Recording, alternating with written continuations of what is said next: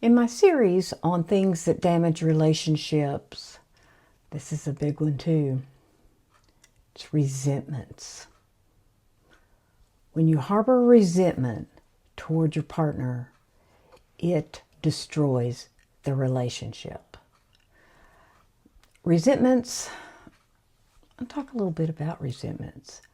In relationships, you're going to hurt each other. There's going to be things that happen. Sometimes there's big betrayals, like infidelity, lying, some other things that really hurt. Or it could even be that statement that was said. I remember one time my first husband, there was this rather large woman, and he looked at her and says,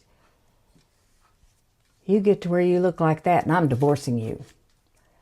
I internalized that, and we hadn't been married that long. And it affected me. Words said. I never said anything until we were in counseling 24 years later, and I said something, and he said, "I didn't ever say that." I said, "Yes, you did. You did."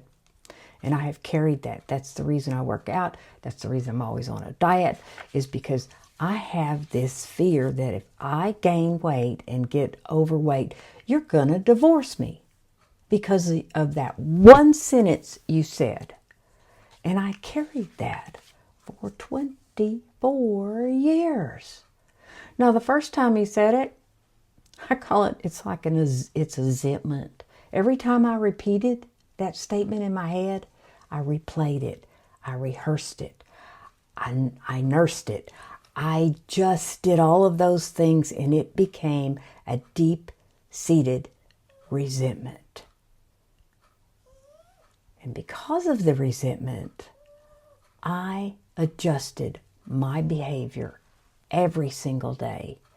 I know today that if I have unforgiveness in my heart, there's some judgment involved. I have judged the other person. Now, he may have been joking. It may have been in light. I mean, his mother was kind of a large woman, and I don't know if that was a fear of his, because I didn't talk about what he said and how it bothered me. Never, ever talked about it. So,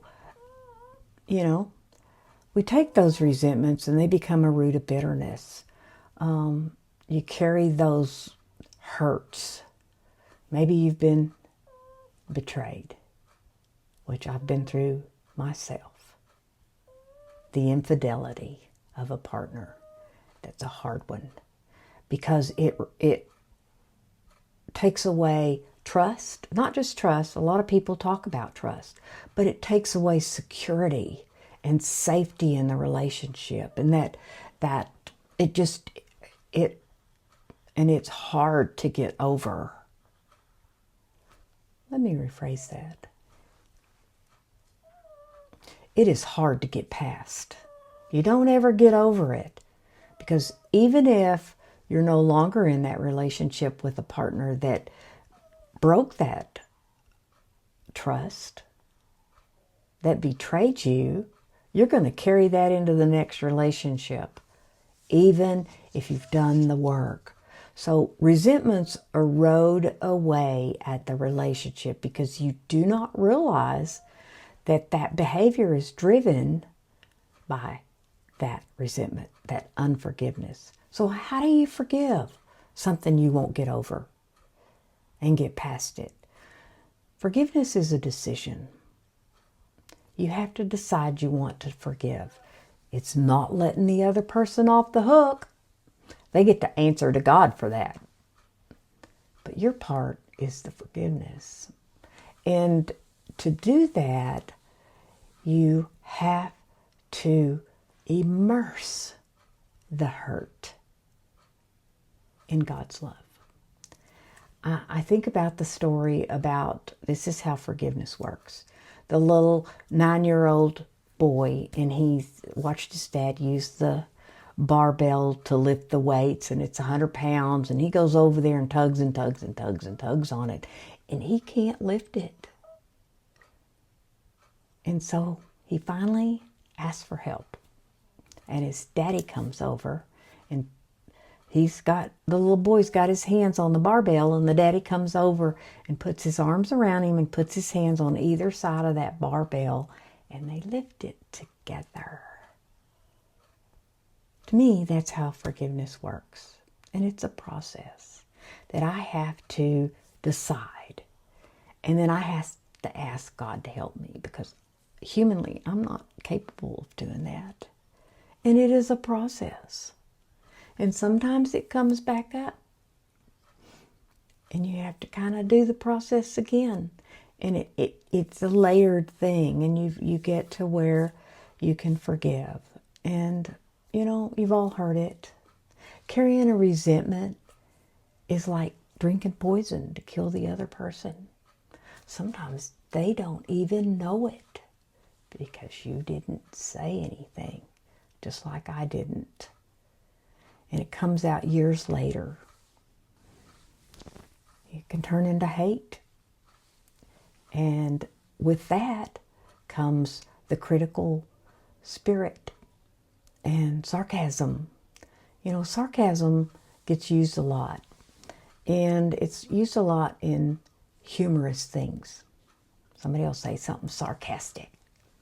I'm just kidding. Well, there's some truth in every statement of I'm just kidding. And sarcasm comes from the Greek word that means to tear flesh. Sarcasm is a weapon. And I have to be careful of that because, you know, you hurt me, and I can use sarcasm to be flippant. I call it flippant. That's probably a Texas word for doing something that's bless your heart. Not quite the thing that, you know, a Southern belle should be doing. But like Mrs. G says, I'm sassy. I got that Southern sass, and it can come out in sarcasm.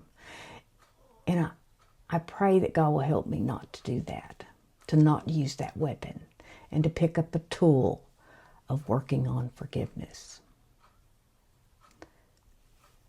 And the most important part is to remember to be you on purpose as you work through the process.